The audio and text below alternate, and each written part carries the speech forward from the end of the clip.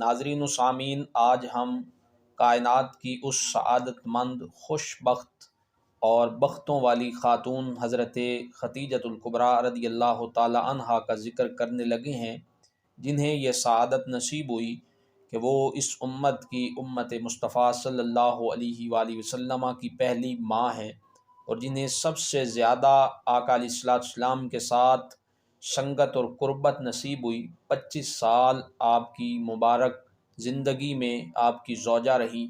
حضرت خدیجۃ الکبریٰ رضی اللہ تعالی عنہا چوتھی پشت میں آپ کا نسب حضور نبی رحمت صلی اللہ علیہ وآلہ وسلم سے جا کے ملتا ہے۔ قریش کی ایک شاخ ہے بنو اسد، اس سے آپ کا تعلق ہے، اور یہ بنو اسد بڑے عزت والے اور بڑے معزز لوگ قریش کے اندر سمجھے جاتے تھے۔ حضرت خدیجۃ الکبریٰ رضی اللہ تعالی عنہا کے والد گرامی کا نام خویلد اور والدہ کا نام فاطمہ ہے۔ حضرت خدیجۃ الکبریٰ رضی اللہ تعالی عنہا کی ولادت باسعادت عام الفیل سے 15 سال پہلے مکہ مکرمہ میں ہوئی۔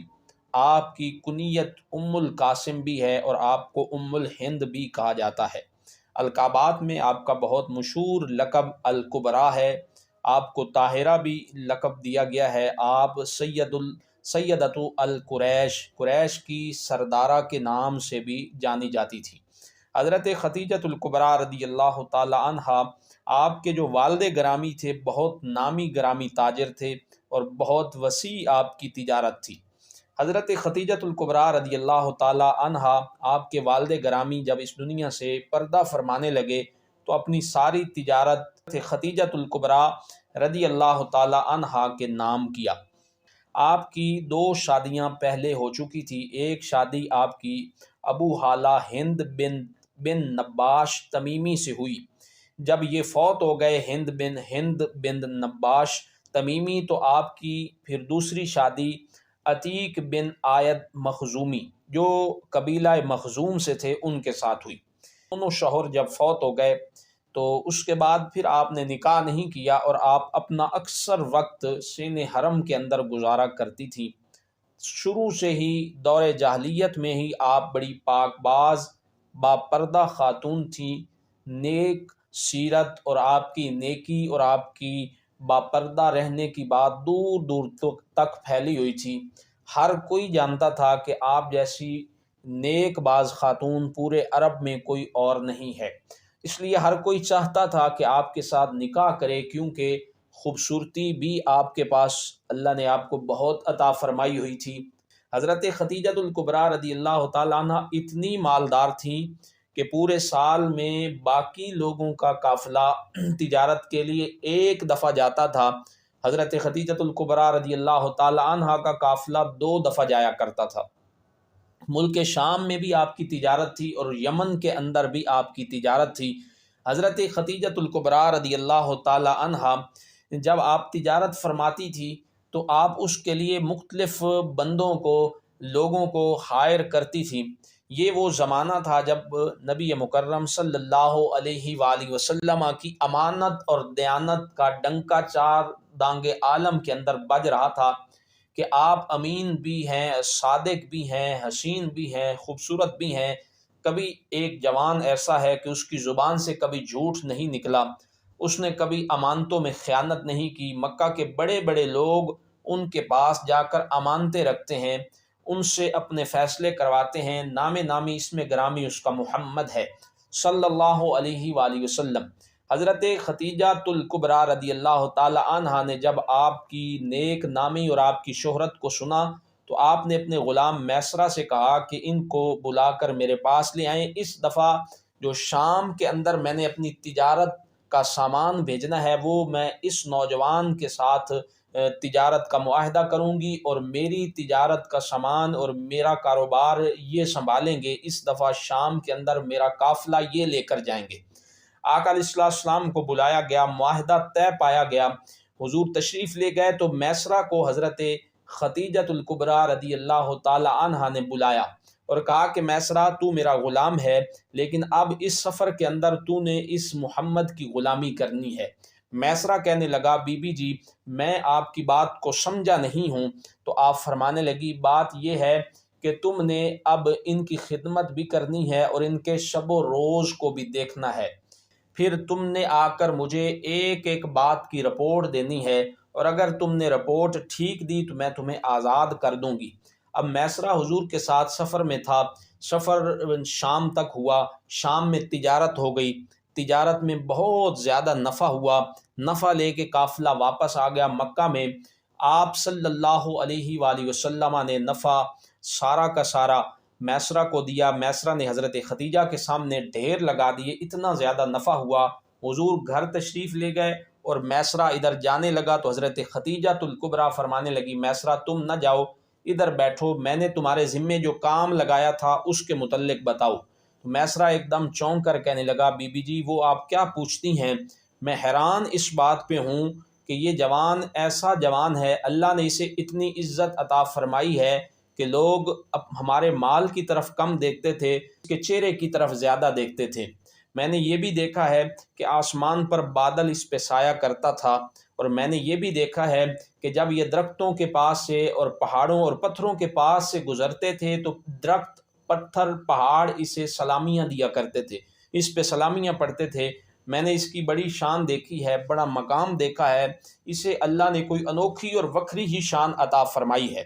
حضرت خدیجہ الکبریٰ رضی اللہ تعالی عنہا جو کہ پہلے ہی آپ کی شان، آپ کا مقام سن چکی تھی، جب میسرہ سے یہ ساری بات سنی تو حضرت خدیجہ الکبریٰ رضی اللہ تعالی عنہا کے دل میں آپ کے لیے بڑا ادب اور بہت زیادہ پیار جاگا۔ تو آپ نے اپنی ایک لونڈی بھی آیا ہے اور آپ کی کزن یا بہن بھی آیا ہے، نام ان کا نفیسہ بنت امیہ ہے، ان کو نکاح کا پیغام دے کر حضور کی بارگاہ میں بھیجا۔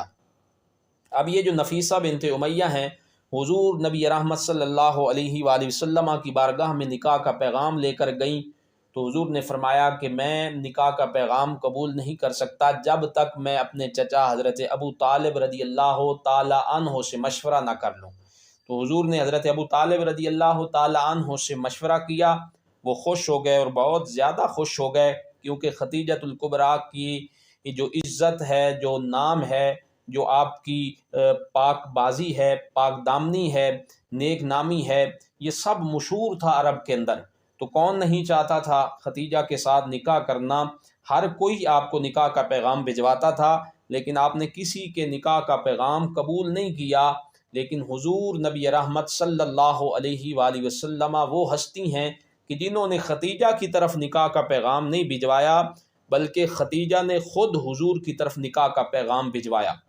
اب بڑے خوشی کے ساتھ یہ معاملات طے پائے، اور حضرت خدیجہ الکبریٰ رضی اللہ تعالی عنہا کے چچا عمر بن اسد کے مشورے سے 500 درہم آپ کا حق مہر مقرر ہوا، حضور کے ساتھ آپ کا نکاح ہوا، اور اس خوشی میں حضرت خدیجہ الکبریٰ نے اپنے تمام غلام آزاد کر دیے۔ اتنی زیادہ حضور کے ساتھ نکاح پہ آپ کو خوشی ہوئی، اور عورتوں میں آپ کی خصوصیات میں یہ ہے کہ سب سے پہلے آپ اسلام قبول آپ نے کیا۔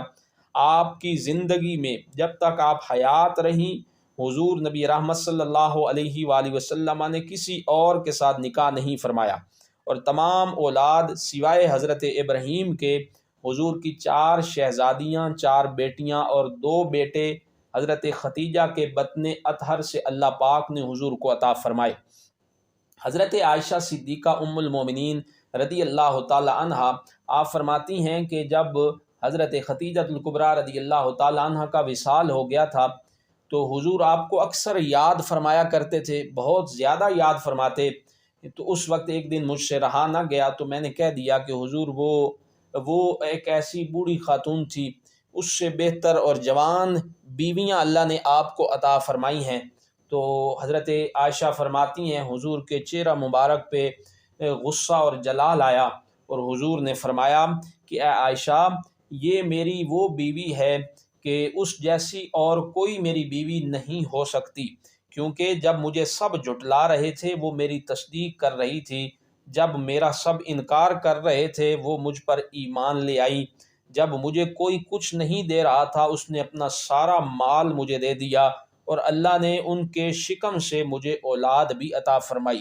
حضرت خدیجہ الکبریٰ رضی اللہ تعالی عنہا، یہ بخاری شریف میں ہے، جب حضور غار میں اللہ کو یاد کرنے کے لیے تشریف لے جاتے تھے تو آپ پیچھے سے کھانا بنا کر حضور کی بارگاہ میں لے جاتی۔